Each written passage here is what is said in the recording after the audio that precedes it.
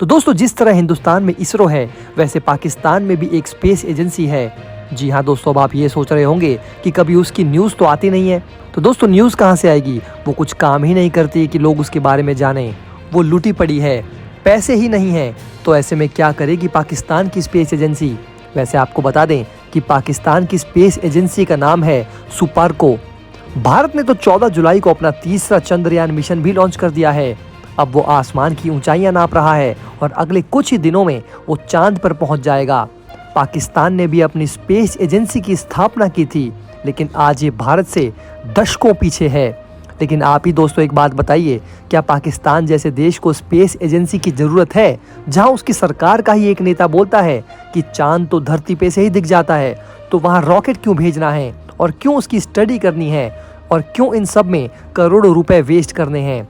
वैसे वहां का नेता दोस्तों ठीक ही बोल रहा है। पाकिस्तान आवाम के पास खाने के पैसे तो है नहीं, वहां की सरकार भी लूटने की कगार पर खड़ी है।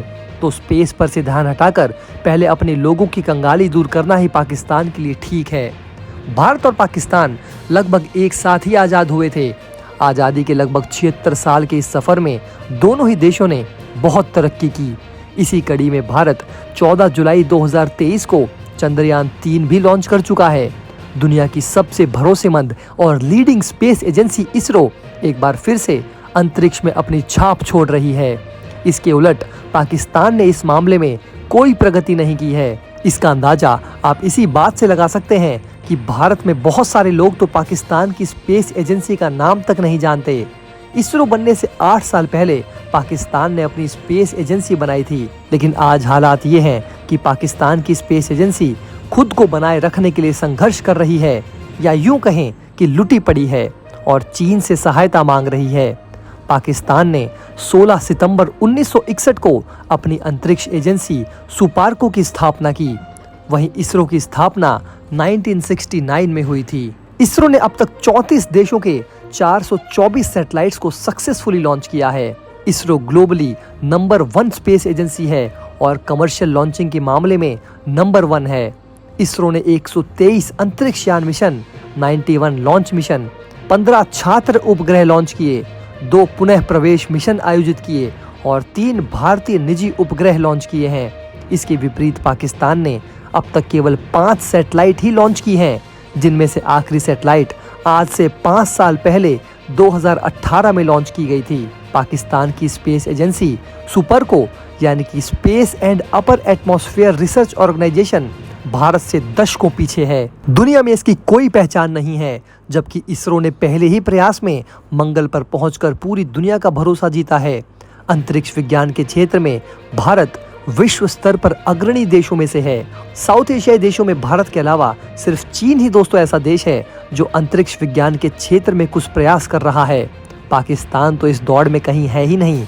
उसे आतंकवाद से फुर्सत ही कहाँ है। उसको तो बस ये आता है कि भारत में आतंकवाद फैलाकर भारत को नीचा दिखाने की कोशिश करे। इसरो की धाक पूरी दुनिया में है। भारत के सामने पाकिस्तान का कोई वजूद ही नहीं है। सिर्फ चीन ही है जो भारत से कुछ मामलों में आगे है। पाकिस्तान ने 62 साल में सिर्फ 5 सैटेलाइट ही छोड़े हैं, जबकि भारत से 4 बार युद्ध हार चुका है। युद्ध के पैसे स्पेस एजेंसी के विकास में लगाता तो आज पाकिस्तान भी एशिया का बड़ा नाम हो सकता था। पाकिस्तान की स्पेस एजेंसी का दुनिया में कोई नाम नहीं है, जबकि इसरो ने पूरी दुनिया का भरोसा जीता है। दक्षिण एशिया में तो नंबर 1 है भारत।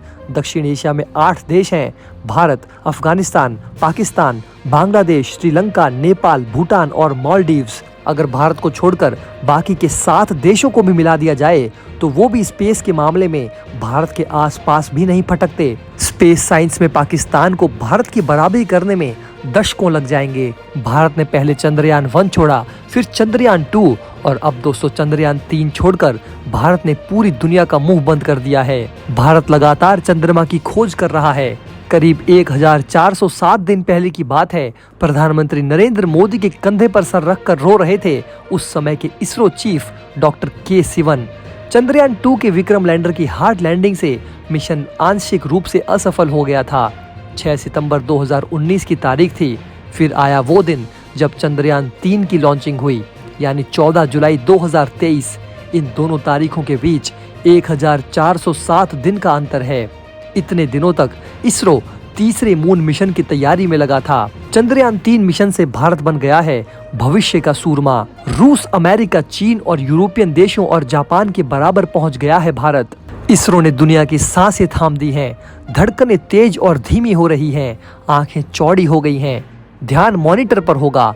लैंडर की लैंडिंग के हर कोण, आंकड़े और नतीजों पर नजर रखी जाएगी।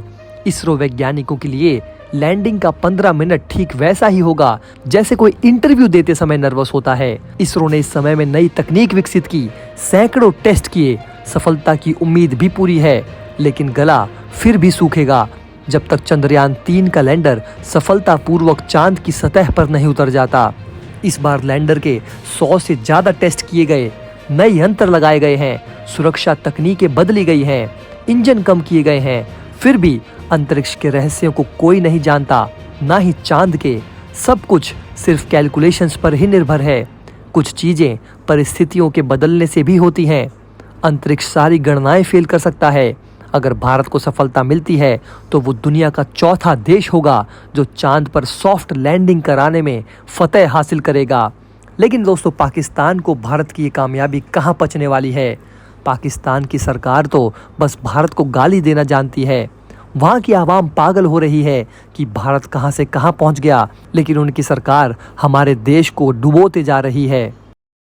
दोस्तों, अगर आप हमारे काम को पसंद करते हैं और हमारी खबरें आपको पसंद आती है तो हमारे इस चैनल को सब्सक्राइब किए बिना बिल्कुल भी मत जाइएगा। हमारे इस उभरते हुए चैनल को सपोर्ट कीजिए और आपका एक एक सब्सक्राइब हमारे लिए बहुत मायने रखता है।